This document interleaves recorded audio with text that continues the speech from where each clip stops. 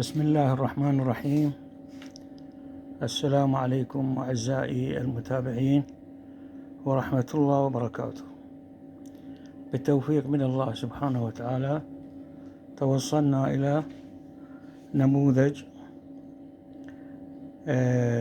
نفس مبدأ الدكت الداخلي.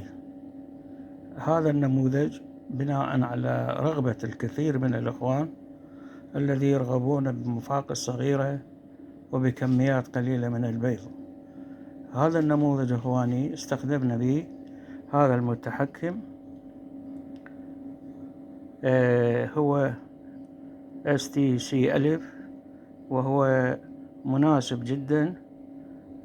طبعا يتحكم بالحرارة فقط، أما هذا المفتاح الأصفر هو للإنارة، وهذا المفتاح الأخضر هو للتقليب إجباري، وهذا الأحمر هو للمفتاح الرئيسي اللي يشغل المفقسة. وهذا مقياس أو مقياس الرطوبة. إخواني، هذا النموذج نظام نفس مبدأ نظام الدكت، ولكنه مخفي وغير مرئي. إخواني بارك الله بكم. وهو مصنع من الخشب MDF. أيضا هو فتحة شهيق خلف المروحة، هاي فتحة شهيق، فتحة شهيق خلف المروحة. هسه احنا فتحنا الباب، وهذا هذيك المروحة اخواني، وهذا حوض الرطوبة، وهاي اللي مصدر الحرارة، مصباحين ابو 100 واط، وهذا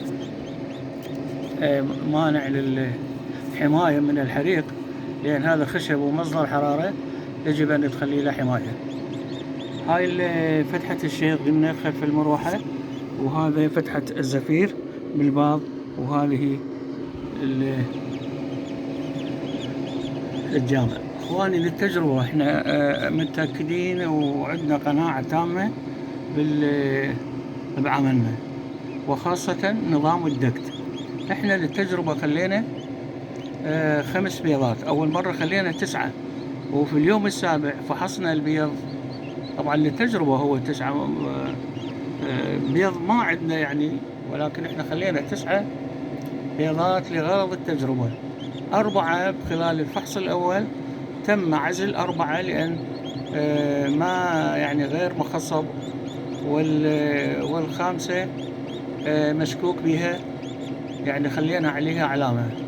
واللي ظل 5 هن فقس من 5 4. هاي 4 اخواني، هاي 4 هم دا تشوفون. هذا نوع براهما. إذن النموذج، هذا النموذج يعني الطبي ضمان، يوفر أركان التفقيس،